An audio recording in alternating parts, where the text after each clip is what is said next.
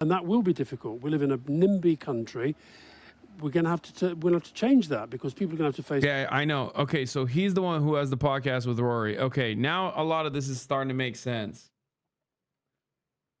A lot of this is starting to make sense because I see clips from that podcast all the time. That's the reason why people think Rory is like brilliant, because they're doing so much on TikTok.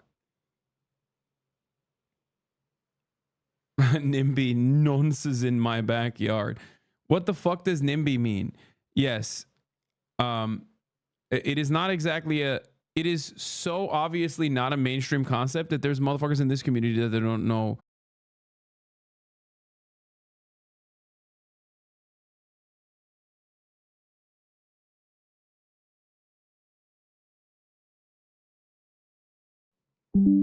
Okay, reconnection successful. Okay, we're back. We're back.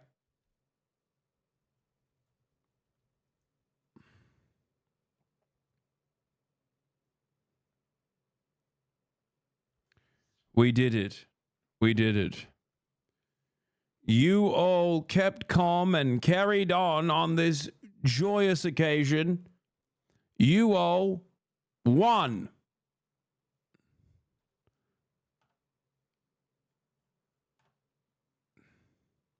That's right.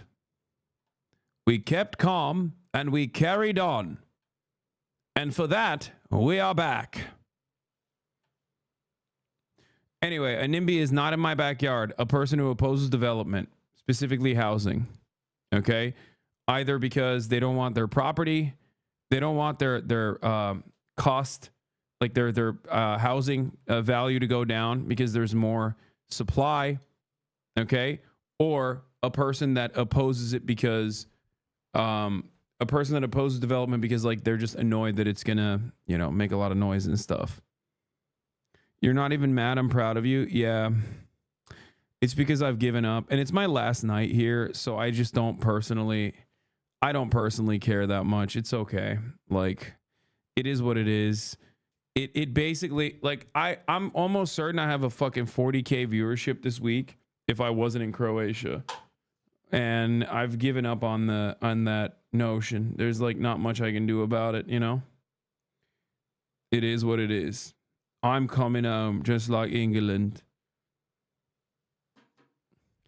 A lot of that stuff matters, you know? You can't expect people to like losing viewers. Yeah, exactly. Here, like I'm losing viewers by banning them one by one. It is it is what it is. People just go, all right, fuck this. Like, you know, this guy effed. I'm done.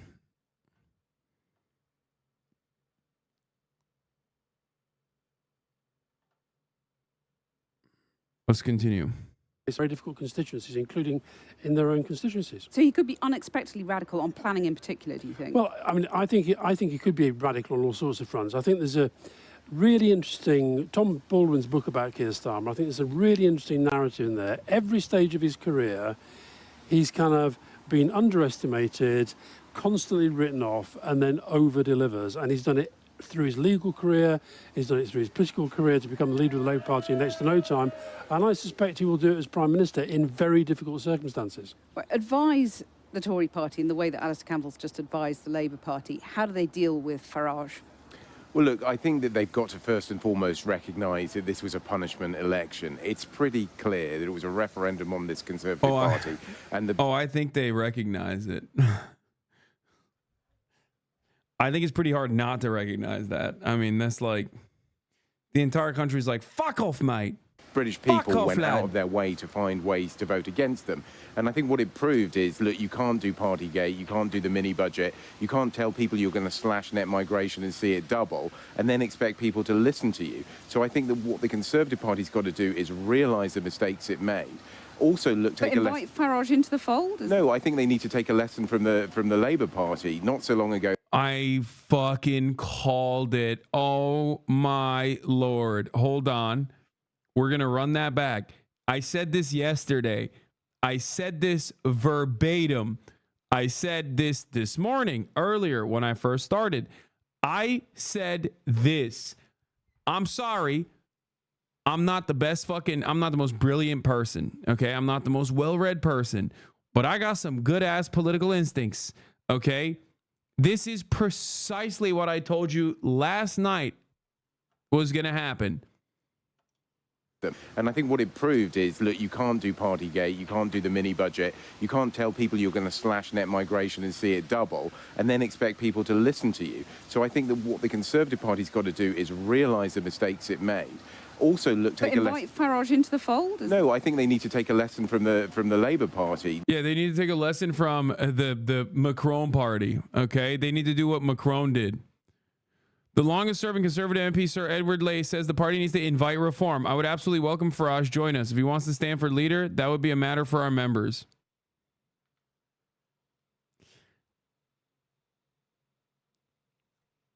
Dude, I'm telling you, dude. I'm telling you, dude. I'm telling you, dude.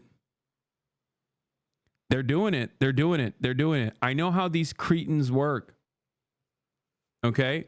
I know how these fucking creatures operate. I know how cowardly they are. And I know how disgusting they are. I know the moral rot. He actually said take a lesson from Labor, though. Yes, dude. He's saying Labor capitulate. He's David Cameron's fucking advisor, dude. Of course, he's saying, look, Labor won because because Labor capitulated to the fucking right. Okay? So that's what he's now saying is what the Conservatives should do to reform, which is completely undermining everything. That is the other thing that I called when I said they are going to make it seem as though Keir Starmer won with this popular broad mandate because he's a center-right figure.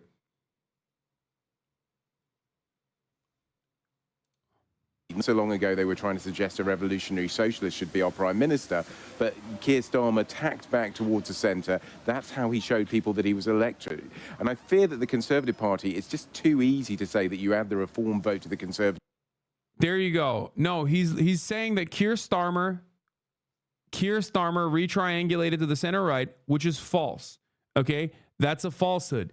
Now what he's going to say, we got to take some of the initiatives that the Reform Party is putting forward and adopt them as our own, which they did. Rishi Sunak did that, and he still got cumstered. So vote, and therefore you're going to magically get ahead of the Labour Party.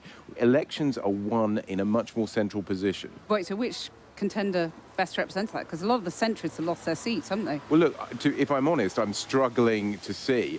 I'd be interested, I think, if some people try and throw Jeremy Hunt into the ring. The reason I say that is that I think that they think he's a calm, never mind. He is saying the opposite. He's saying that the center right needs to go to the center. But he started off the conversation by talking about immigration.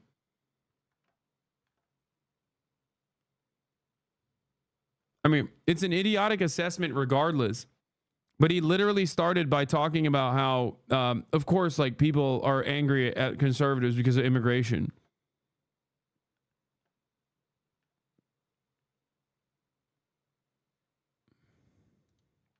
What is this? Interesting. This guy opposed the anti-BDS bill and was a part of a group of 8 Jewish lawyers that called on Israel to obey international law, replacing Emily Thornberry, who refused to say if Israel was breaking it or not.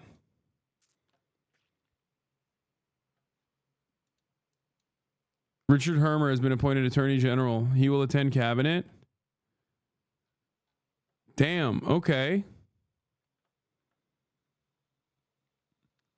No, you were right. It's just with the right-wing position, he's now calling a centrist position. It is a good appointment. Yeah.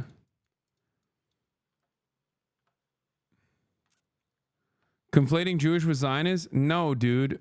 No. You're misunderstanding everything that this person is saying. Okay? He's saying 8 Jewish lawyers in the UK, him being one of them, called on Israel to obey international law. Okay? In a situation like that, especially in the UK, it's important to mention that because it's the easiest way to fucking deflect away from anti-Semitism accusations because, like, you know, they're Jewish.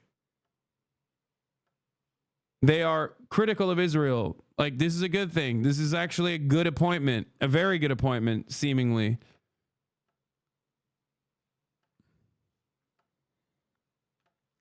It's not like a name the Jew style situation. Keir Stalin is here, doubters out. Yeah, that's right, dude. That's what's happening, boys. It's happening. Keir Stalin. He's gonna do it to the gulags, dude. Secret socialist. He actually was like super anti-Israel across the board.